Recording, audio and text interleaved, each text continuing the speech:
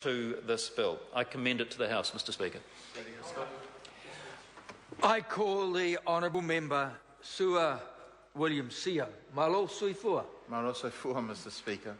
I rise to speak on this bill and say that Labour will support this bill in its second reading. And I think we all know the reason why the government has introduced this bill, which I think is worthy for us to recite again. That this bill, the introduction of this bill is timely because given Mr Banks' undeclared donations. And I think most people would have made judgments that there's a high possibility that Mr Banks has broken the law regarding donations to his mayoral campaign. Most people would have made judgments that his dealings with Kim.com are mired with half-truths, that he had to change his declaration in his pecuniary interest register when he was pressed on donations and gifts that he received from Kim.com, and that, furthermore, John Key has refused to ask him about his actions. And most people I've come across have already made judgments on Mr Banks' situation and believe an action that requires police investigation would be an issue of ethical standards. They believe that Mr Banks has repeatedly shown through his convenient memory losses that he has not behaved in a manner that upholds and is seen to uphold the highest ethical standards as required by the Cabinet Manual. If John Banks is charged and convicted, National faces even fewer support partners in government, and by-election is hardly the strong and stable government that government they promised. When will the Prime Minister ask John Banks directly about his relationship with Kim.com and his knowledge of the Sky City donations? And is it okay to deliberately mislead the media? There are many questions that Mr John Banks should answer for the public. Has he read the local Electoral Act? Did he tell Kim.com to split the $50,000 donation into 2 cheques? What did Kim.com want in return? In admitting that he was advocating for him, when to and whom and on what subjects? Did he give the Prime Minister the same true, untrue explanations he's given the media? Similarly, there are questions that the public would want to know from the Prime Minister. Why did he accept John Banks' word without personally talking to him? Is he satisfied that John Banks has answered media questions about donations with the fullness and frankness he expects of his ministers? Does he stand by his statement, there is quite a wide definition of ethics, and the test I have to apply is the law? And if so, is he intending to amend the Cabinet Manual? Does the fact that grossly unethical behaviour took place in a mayoral election make the perpetrator acceptable as a minister in his government? For how long is he prepared to allow John Banks to remain a minister while he is being investigated by the police for electoral fraud? Does he find it credible that one of his ministers can't remember a private helicopter ride landing at .com's mansion? And is it acceptable that someone with such poor memory is a minister in Parliament? And why in April 2012 did John Banks say he hardly knew Kim.com and his contact was limited to a total of 20 minutes conversation, and he had been to .com's mansion in Coatesville only once for dinner? Order. And yet, that's right, yet in April 2010, John Banks took .com's helicopter from Mechanics Bay to .com's mansion, where he asked .com for a $50,000 donation to be split in 2. He allegedly rang Kim.com a few days later to thank him for his donation, later claiming that the phone call related to a $500,000 donation from Kim.com towards New Year's Eve fireworks, held 6 months later. He attended Kim.com's birthday at his mansion, where he proposed a toast. He lobbied Maurice Williamson for Kim.com's application to purchase property. Order. The Honourable Kate Wilkinson.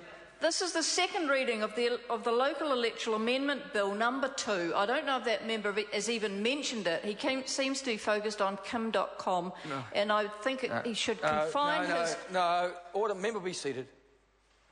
It's not a point of order. Call the Honourable Member Sir Williams-Sio. So this electoral reform bill is therefore timely, given the John Banks fiasco. Labour believes reform is needed to avoid a situation where someone like John Banks can claim they haven't technically broken the law, when clearly they have breached the spirit of transparency that New Zealanders expect around political campaigns. Labour had a bill in the ballot for months to address the ridiculous situation we've seen regarding John Banks and his so-called anonymous donations.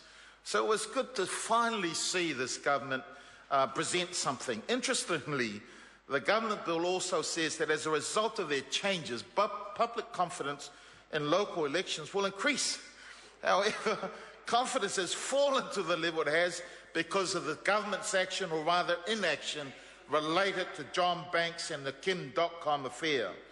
And John Key and John Banks are not in a position to criticise anyone's ethical standards. It's also not the test the Prime Minister applies.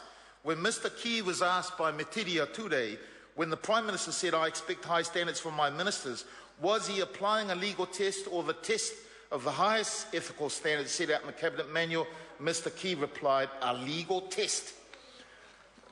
Speaker, Labour had a members' bill in David Cunliffe's name in the ballot for the couple of months before this bill was introduced, which would have aligned the Local Electoral Act with the Electoral Act. Labour's bill aimed to prevent a repeat of the situation we've seen with John Banks. The bill would have placed the same requirements on candidates in local elections or polls for donations, their disclosure, and the filling of electoral returns as those that are already in place for candidates in parliamentary elections. This was to ensure consistency on these matters between the Local Electoral Act 2001 and the Electoral Act 1993. The provisions in the Electoral Act 1993 are stronger and clearer in terms of the accountability required of a candidate in an election. The Prime Minister's so-called high ethical standards are in tatters today. On the basis of his memory lapse alone, John Banks is not fit to serve as a minister. John Key has handled this issue badly from the beginning. He failed to ask John Banks the hard questions about the donations. He refused to stand him down while the police were investigating it, and it now looks like he'll continue to stand by him because he's got off on a technicality. My colleague earlier raised the point, now I want to repeat what the police found. The police investigation established that on the 24th of May 2010, Mayor John Banks met with the Chief Executive Officer of Sky City Entertainment, and at that meeting, Mayor Banks received a sealed envelope containing a $15,000 cheque written out to Team Banksy 2010. Team Banksy was the name given to Mr Banks' campaign. And I raise that, sir, because for this bill here that we're discussing, this sort of situation that Mr Banks found himself in and aided and abetted by Mr Key and his government, should have never happened. That's right. It should have never happened, Mr Speaker. And the police, therefore, are of the view that there is insufficient evidence to consider a prosecution, yet everybody in New Zealand, sir, knows that what he's done is wrong, and this government here continues to stick by them. Now, the police were unable to establish that Mr Banks had the necessary knowledge that the donation had been recorded as anonymous in return. How can you believe he receives an envelope, sir, of cash in hand, and then he doesn't remember that that happened? Hopefully, sir, that sort of going on isn't going to happen, but I have serious doubt.